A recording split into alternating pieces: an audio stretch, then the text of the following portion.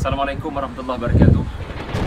Umat Islam membaca surah Al-Kahfi pada malam Jumaat, dan Rasulullah SAW pun ada menyatakan bahawasanya barang siapa yang membaca surah Al-Kahfi 10 ayat yang pertama, Allah akan memeliharanya daripada fitnah Al-Masih Ad-Dajjal. Dan Al-Masih Ad-Dajjal, Rasulullah SAW mengatakan sebelum dia muncul, antara fitnahnya adalah umat Islam berada di dalam kelemahan iman.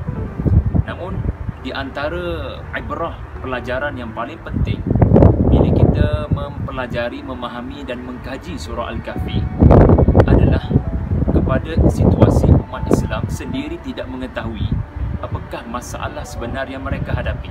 Ini adalah di antara fitnah Al-Masih Ad-Dajjal. Kita berpecah belah antara satu sama lain dan kita tidak tahu siapakah musuh kita yang sebenar.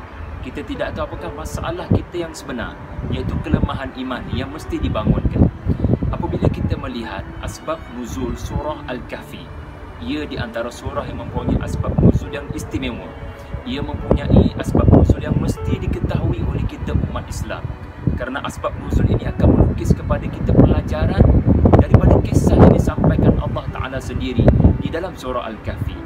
Rasulullah SAW telah ditanya oleh Quraisy dengan 3 soalan, dan Quraisy sendiri berjaya mendapat soalan ini daripada ahbaril Yahud yang memberikan cadangan kepada Quraisy supaya serang Rasulullah ini, serang Muhammad ini dengan 3 soalan mengenai ruh, mengenai Zulkarnain dan mengenai lelaki yang tidur ratusan tahun.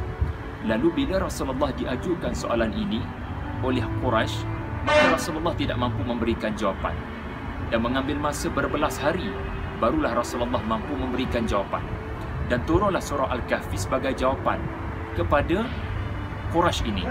Namun Allah Subhanahu wa Ta'ala tidak sekadar menjadikan surah Al-Kahfi jawapan kepada permintaan ataupun soalan daripada Quraisy ini. Allah Subhanahu wa Ta'ala mendidik Rasulullah supaya berhikmah dan menjawab lebih daripada apa yang sepatutnya yang ditanya oleh Quraisy. Dan kalau kita melihat kepada ayat yang Allah sebut mengenai tujuan Allah bangkitkan semula pemuda-pemuda yang beriman ini daripada tidur ratusan tahun mereka, kita akan dapat faham apakah tujuan sebenar kisah ini Allah ceritakan di dalam Al-Quran.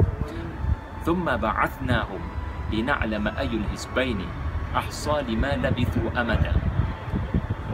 Kemudian kami bangkitkan mereka daripada tidur mereka untuk satu tujuan, dan tujuan ini mesti kita fahami betul-betul, iaitu tidak dan tidak bukan lina'lama ayyul hisbaini ahsa lima labithu amada, untuk kami lihat manakah pendapat dan kiraan yang paling tepat, adakah pendapat yang pertama atau pendapat yang kedua.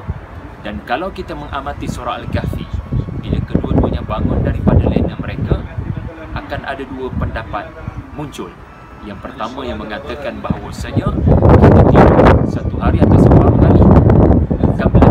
Labithna yawman aw ba'da yawm. Kami tidur satu hari atau separuh hari. Namun ada pendapat yang kedua daripada kalangan pemuda-pemuda Al-Kahfi itu sendiri yang mengatakan Rabbukum a'lamu lima labithtum. Sebenarnya Allah Ta'ala saja yang tahu berapa lama kita tidur. Tak payah bergaduh, tak payah berdebat. Yang penting kita lapar, kita dahaga, kita memerlukan makanan. Faba'athu biwarikikum hadhihi. Tuan-tuan, thumma ba'athnakum lina'lama ayyul hisbaini ahsa lima labithu amada. Allah nak didik kita. Bila kita tengok gua Al-Kahfi ini, bila kita baca surah Al-Kahfi ini, sebenarnya ia adalah soal mana pendapat yang paling tepat. Adakah berbincang perkara remeh-temeh tentang berapa lama kita tidur sebenarnya, atau sebenarnya ada perkara yang lebih penting, iaitulah kita sedang lapar, kita sedang bermasalah, berapa lama kita tidur serahkan kepada Allah, itu tidak penting. Allah nak didik kita supaya define properly our real problem. Yahudi menimbulkan persoalan-persoalan yang tidak penting. Adakah 3 orang yang ke-4 anjing mereka? Adakah 5 orang yang ke-6 anjing mereka? Adakah 7 orang yang ke-8 anjing mereka? Itu persoalan-persoalan yang tidak penting. Rajman bil ghaib. Allah Ta'ala boleh saja memutuskan terus keputusan mereka 7 orang atau mereka 8 orang. Namun Allah sendiri memilih untuk tidak memberitahu jawapan sebenar. Qul Rabbi a'lamu bi'iddatihim. Katakan Muhammad, Tuhanku lah yang lebih mengetahui jumlah sebenar mereka. Tak penting jumlah itu, yang penting masalah kamu itu selesai. Iaitulah kamu lapar, kamu dahaga, dapatkan makanan. Pastikan kamu tidak memberitahu orang tentang kewujudan kamu, dan pastikan kamu dapat membawa pulang faliyati rizqan minhu wala yatalattaf wala yush'aranna bikum ahada.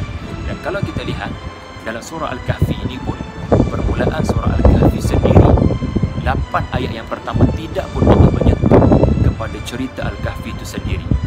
Umat Islam tidak boleh reaktif kepada persoalan dan permainan musuh-musuh. Kalau Allah betul-betul nak jawab soalan Quraisy, Allah akan mulakan terus dengan cerita Ashabul Kahfi. Tapi Allah nak didik kita, bila 8 ayat yang pertama tak ada kaitan pun dengan Al-Kahfi, bahkan Allah Subhanahu Wa Taala melukiskan prinsip penting tentang cerita ini, iaitulah ia cerita orang beriman. Ia adalah cerita tentang orang yang beriman. Ia bukan cerita tentang orang yang tidak beriman. Sebab kebanyakan yang mengambil cerita ini adalah orang Kristian. Mereka menganggap cerita ini the sleepers, ini adalah cerita mereka, sedangkan mereka mengatakan Allah itu ada anak, wal'ayazubillah. Sebab itu di antara 8 ayat yang pertama, wa yundhira alladhina qalu ittakhadallahu walada, Allah dah bagi hindah. This is the main point, iaitu ia cerita orang beriman. Ia adalah sebahagian daripada cerita-cerita orang yang beriman. Innahum fityatun amanu bi rabbihim. Mereka adalah pemuda-pemuda yang hidup di zaman orang yang tidak beriman, hidup di zaman fitnah, namun bila bertemu sesama mereka, mereka memilih untuk beriman bersama-sama. Anak-anak muda yang memilih untuk bersama untuk meningkatkan keimanan mereka. Tengok, ya, Allah memulakan cerita Al-Kahfi dengan main pointnya, itulah ia cerita tentang orang yang beriman. Dia bukan cerita tentang keajaiban. Keajaiban tu nama dua. Ia adalah cerita tentang keimanan. Am hasibta anna ashabal kahfi war raqim kanu min ayatina ajaba. Apakah kamu sangka ia adalah cerita tentang keajaiban kami? Sebenarnya keajaiban kami ada di merata-rata tempat, bukan sekadar tentang tidurnya pemuda-pemuda ini. Jadi tuan-tuan, kita sedang berada di zaman fitnah, di mana di antara fitnah Dajjal adalah umat ini sedang berpecah belah, berbalah dalam perkara yang titik bengek, mazhab mana yang betul, tarikat mana yang betul, mana pendapat yang betul. Ya, itu boleh ditanya. Namun yang paling penting, adakah kita sudah bertanya soalan tentang masalah sebenar kita pada hari ini? Maka mari belajar daripada peristiwa tidurnya pemuda-pemuda Al-Kahfi dan tujuan mereka dibangkitkan, dan marilah kita pelajari peristiwa ini. Allah Ta'ala lukiskan di dalam Al-Quran bukan sekadar untuk menjawab persoalan Quraisy, tetapi untuk mengajar mereka dan mengajar, ya, para sahabat Rasulullah SAW tentang kepentingan untuk memahami sesuatu cerita, main pointnya, di mana isu pentingnya, dan jangan bertanya perkara-perkara yang titik bengek. Wallahu a'lam. Assalamualaikum warahmatullahi wabarakatuh. Allah